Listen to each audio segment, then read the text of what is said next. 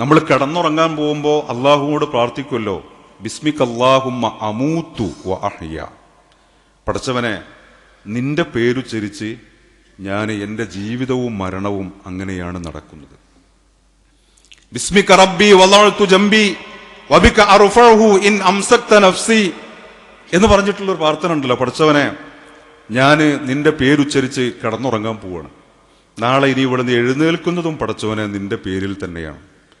നീ എങ്ങാനും ഈ രാത്രിയിലെ എൻ്റെ ഉറക്കത്തിൽ എൻ്റെ ആത്മാവിനെ പിടിച്ചു വെക്കുകയാണെങ്കിൽ പടച്ചവനെ ഫർഹംഹ, നീ അതിനോട് കരുണ കാണിക്കണം തമ്പുരാനെ. വഇൻ അർസൽതഹ, നീ എങ്ങാനും എൻ്റെ ആത്മാവിനെ നാളെ എനിക്ക് തന്നെ തിരിച്ചു തരികയാണെങ്കിൽ നിന്റെ ഒരുപാട് സ്വാലിഹീങ്ങളായ അടിമകളെ പോലെ എന്നെയും നീ സംരക്ഷിക്കണം. രാവിലെ എഴുന്നേൽക്കുമ്പോൾ നമ്മൾ പ്രാർത്ഥിക്കുമല്ലോ, അൽഹംദുലില്ലാഹില്ലദീ അഹ്യാനി ബഅദമാ അമാതനി.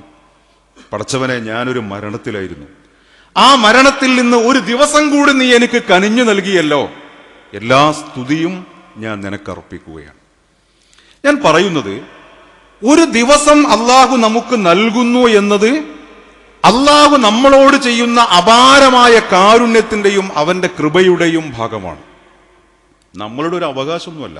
അതുകൊണ്ട് നമുക്ക് അള്ളാഹു സുബ്ഹാനഹു വ തആല വകവെച്ചു നൽകുന്ന ഓരോ ദിവസത്തെയും അതിനെ മനോഹരമായി കാണുവാനും അള്ളാഹുവിന് ഏറെ പ്രിയപ്പെട്ട മനുഷ്യരായി നമ്മളെ മാറ്റിയെടുക്കുവാനും നമ്മുടെ ഓരോ ദിവസത്തെയും, ഓരോ പുതിയ ദിവസത്തെയും, ഓരോ പുതിയ മാസങ്ങളെയും നമ്മൾ അങ്ങനെയാണ് യഥാർത്ഥത്തിൽ കാണേണ്ടത്. അള്ളാഹുവിന് എന്നെ പ്രിയപ്പെട്ടവനാക്കി മാറ്റുവാൻ. നിങ്ങൾ ആലോചിച്ചു നോക്കൂ, നമ്മൾ കടന്നു വന്ന ഓരോ രാത്രിയിലും ഓരോ പകലിലും ഏതൊക്കെയോ അളവുകളിൽ അള്ളാഹുവിനെ എന്നെ പ്രിയപ്പെട്ടവനാക്കി തീർക്കുവാൻ നമ്മൾ എന്തൊക്കെയോ ചെയ്തു വച്ചിട്ടുണ്ട്. അതിൻ്റെ ശതമാനത്തിൽ, അതിൻ്റെ വലുപ്പത്തിൽ, അതിൻ്റെ അളവുകളിൽ ചിലപ്പോൾ ചില ഏറ്റക്കുറച്ചിലുകൾ ഉണ്ടാകാം.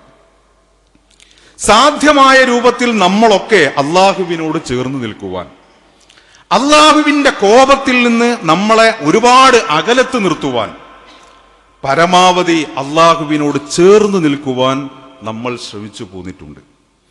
അങ്ങനെ നമ്മളൊക്കെ അള്ളാഹുവിന്റെ പ്രിയപ്പെട്ടവരായി മാറിയിരിക്കുകയാണ്.